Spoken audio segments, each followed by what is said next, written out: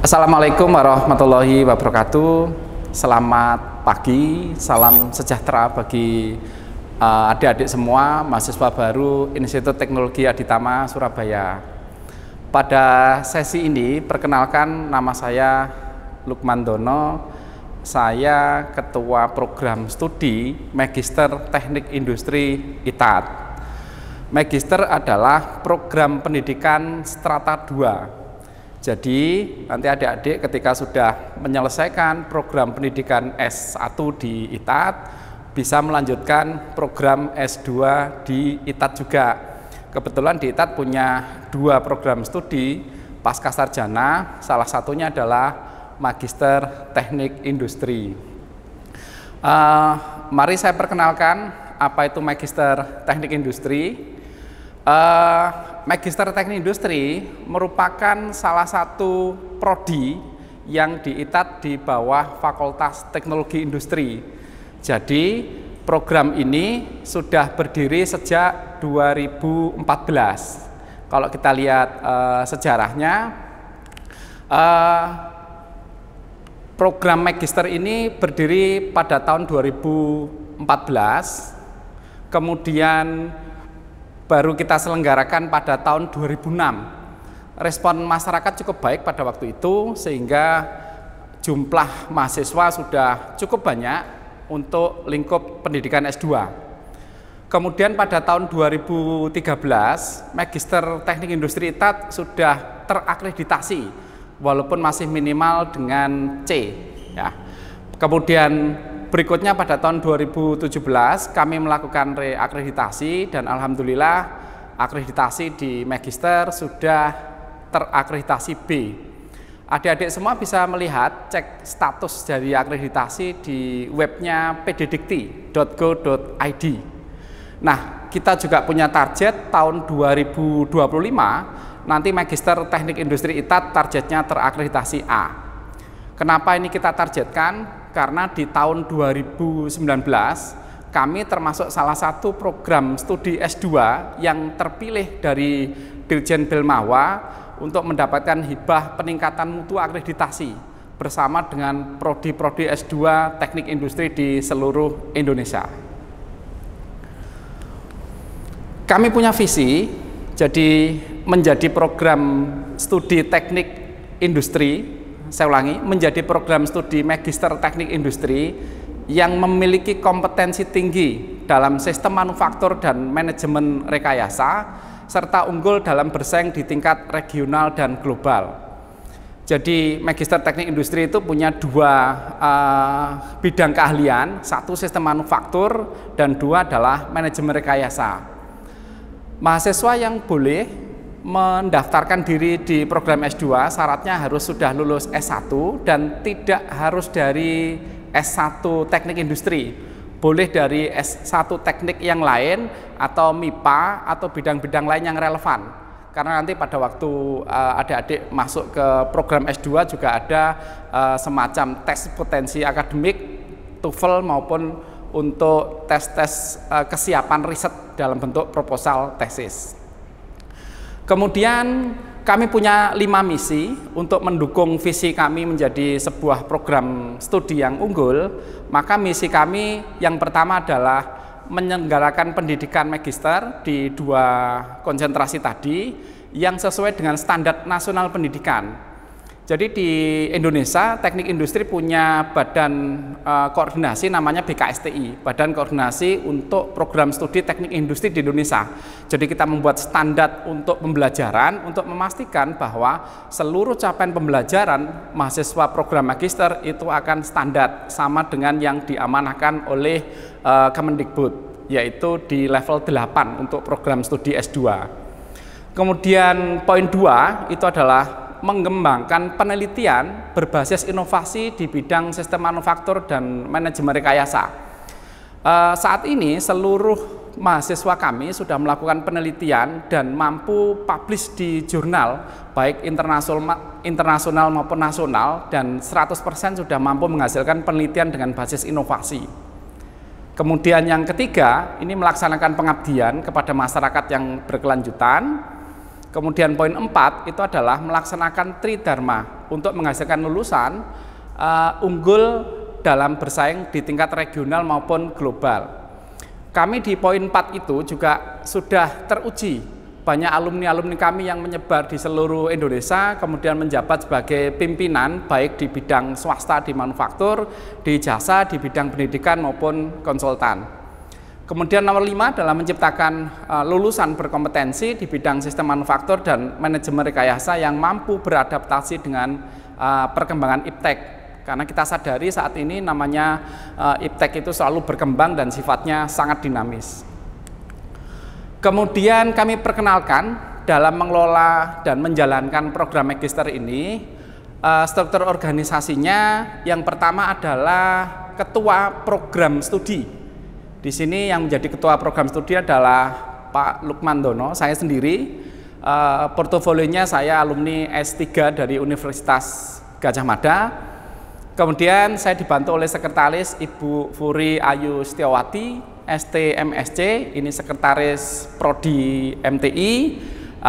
Beliau alumni S2 dari NTUST, Taiwan.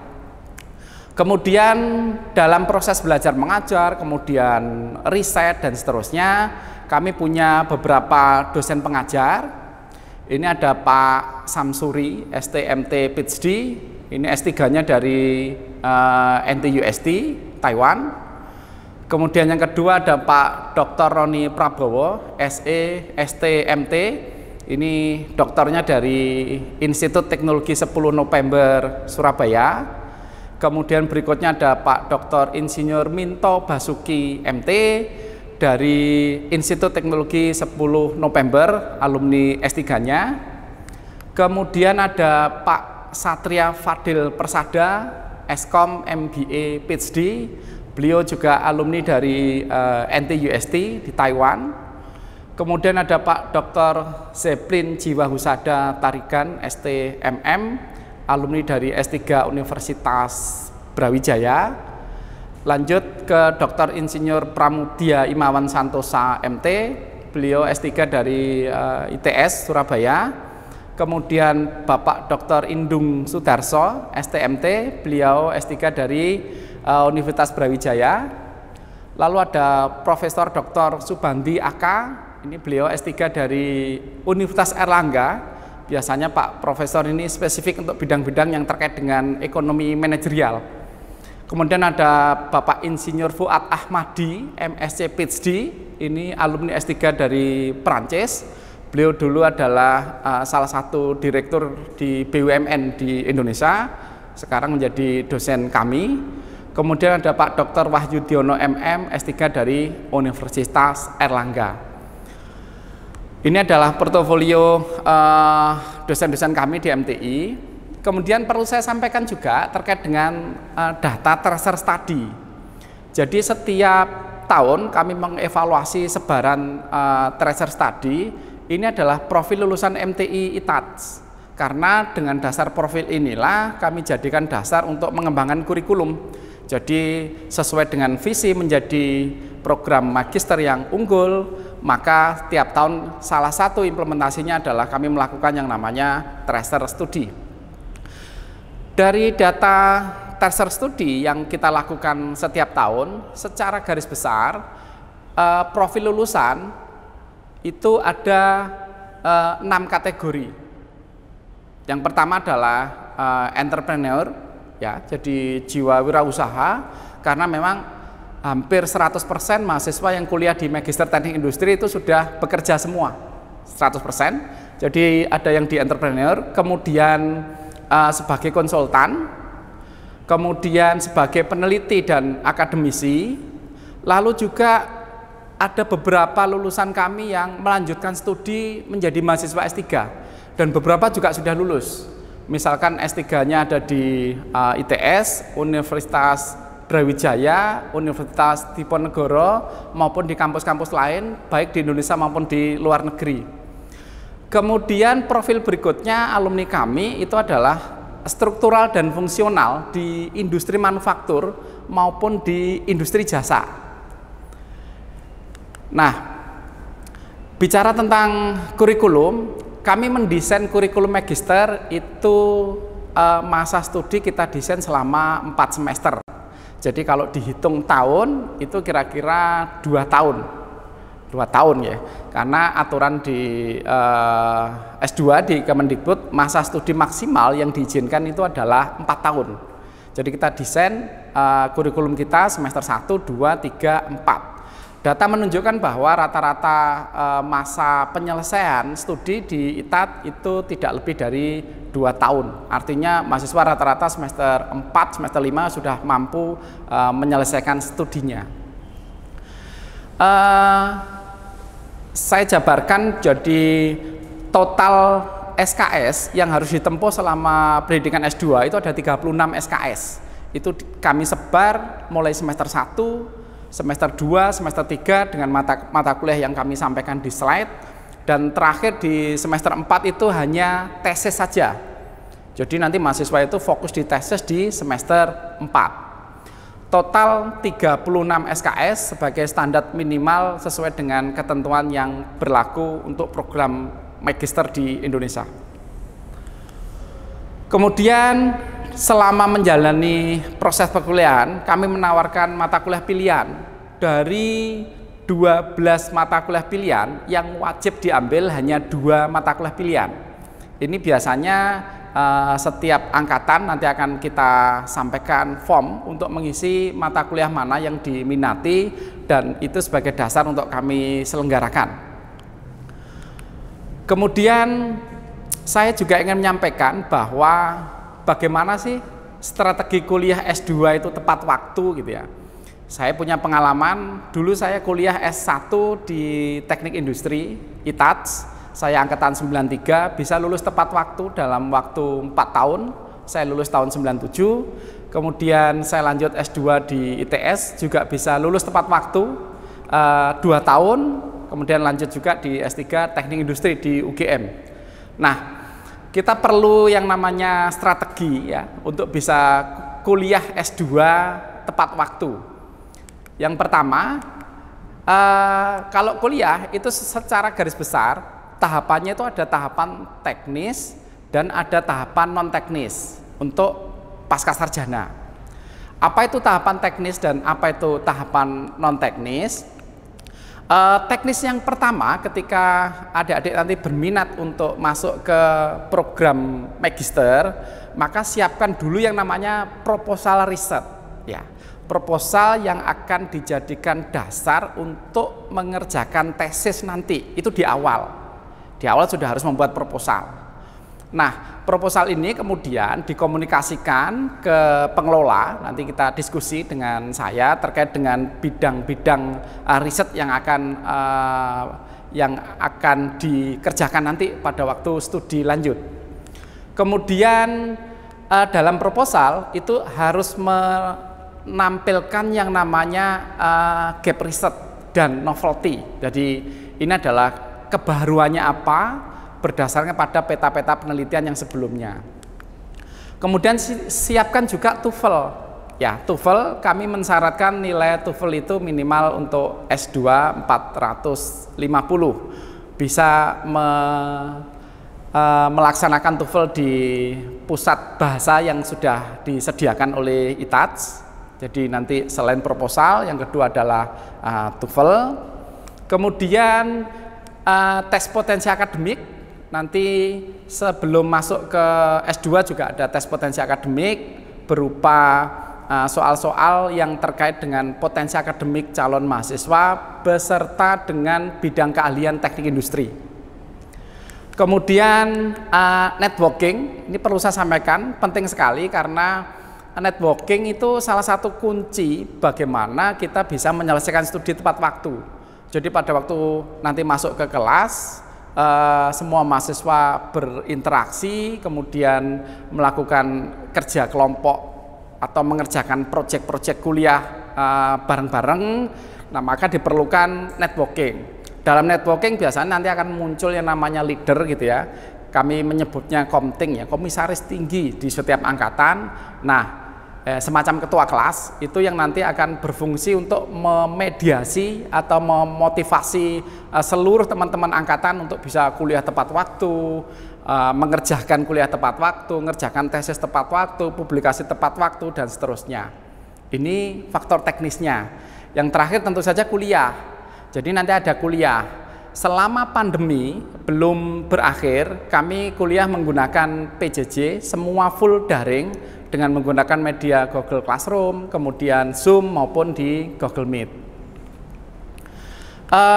Berikutnya adalah faktor non teknis. Faktor non teknis ini, walaupun kelihatannya tidak standar gitu ya, sesuai dengan tingkat keyakinan masing-masing, tapi punya pengaruh yang besar terhadap tingkat kelulusan studi seorang mahasiswa di pascasarjana. Yang pertama harus niat dan yakin. Kenapa saya bilang begitu? Karena saya tadi bilang di awal 100% mahasiswa magister rata-rata sudah bekerja. Kalau sudah bekerja berarti aktivitinya dia tidak hanya kuliah saja, tapi juga kuliah sambil bekerja, sambil menyelesaikan aktiviti yang lain. Sehingga fungsi niat dan yakin ketika mengambil program S2 itu menjadi poin yang penting. Kemudian mental, jelas ya, mental. Kemudian siapkan keuangan. Ya, kalau ada beasiswa silahkan, misalkan beasiswa dari perguruan tinggi asal, atau beasiswa dari tempat bekerja, atau beasiswa dari sumber-sumber yang lain. Karena ini untuk memastikan kelancaran studi. Kami mematok biaya dalam satu masa studi yang berlaku selama 2 tahun itu 24 juta dan bisa diangsur tiap semester, bahkan bisa tiap bulan gitu ya. Jadi kami fleksibel sekali untuk masalah pembiayaan. Ini faktor non teknisnya. Jadi saya evaluasi misalkan dari mahasiswa-mahasiswa yang ada dalam tanda kutip problem ketika menjalani kuliah, salah satunya memang dari unsur biaya. Jadi memang itu harus dipersiapkan sejak dini. Kemudian berikutnya doa. Jangan lupa doa pada Allah Subhanahu wa taala, pada Tuhan kita masing-masing, supaya apa yang kita lakukan selama menjalani studi bisa lancar. Nah, saya akan membuatkan semacam metrik gitu ya, metrik yang isinya adalah mata kuliah yang harus mahasiswa tempuh selama studi, lalu saya gabungkan dengan timeline berupa gancat dari sisi waktu, dan mari kita lihat bagaimana strategi supaya kuliah tepat waktu.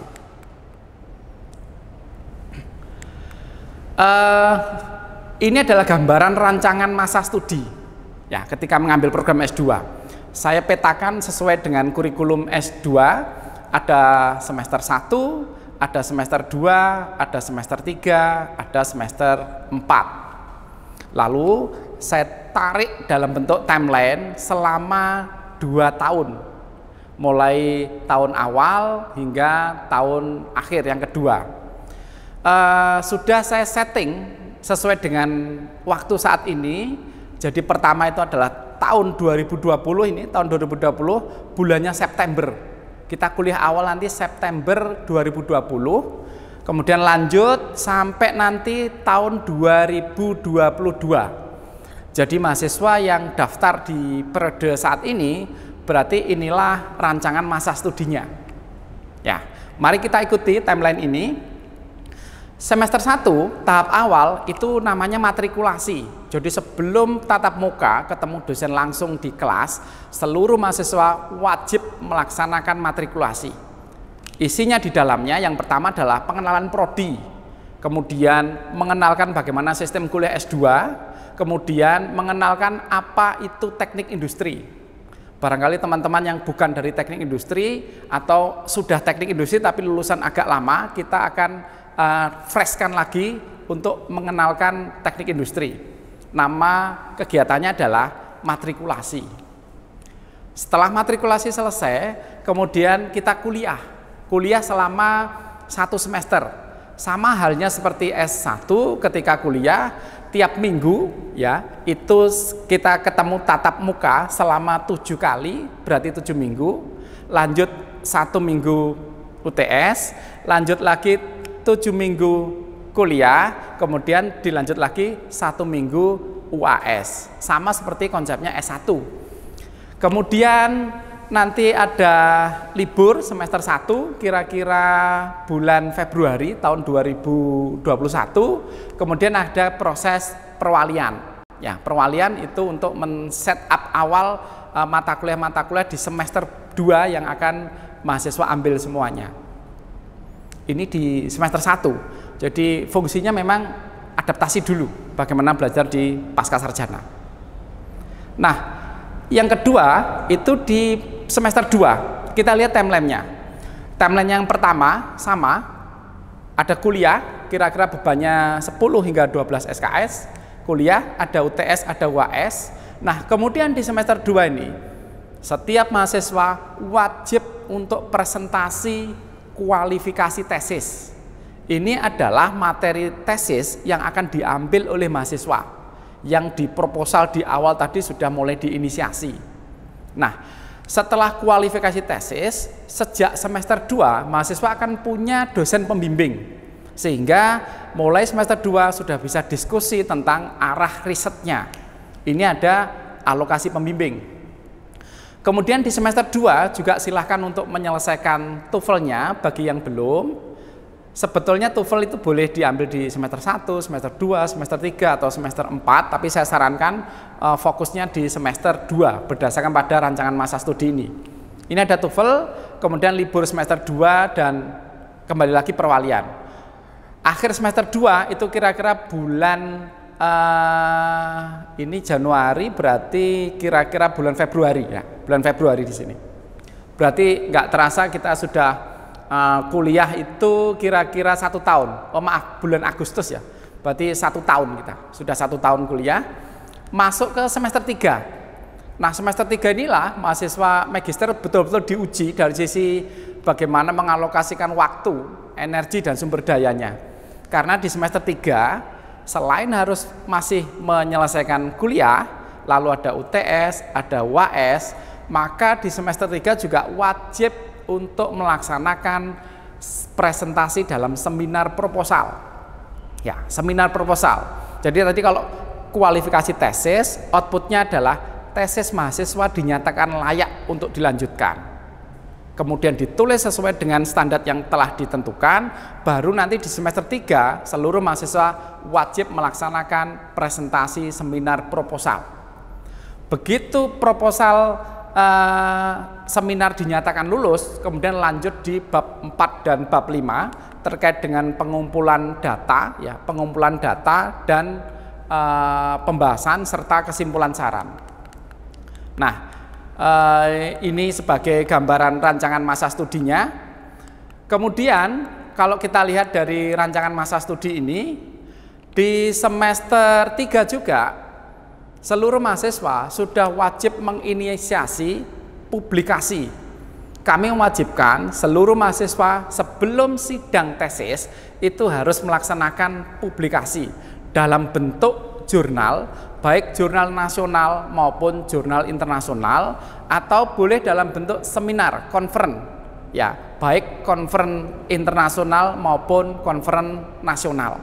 Itu sudah diinisiasi di semester 3. Nah, ketika sudah semester 3, semua mahasiswa sudah menyelesaikan mata kuliahnya masing-masing, kemudian sudah lulus seminar proposal, kemudian sudah mengerjakan tesisnya, kemudian sudah publish dan accepted, maka di semester 4 nanti bisa melaksanakan sidang tesis.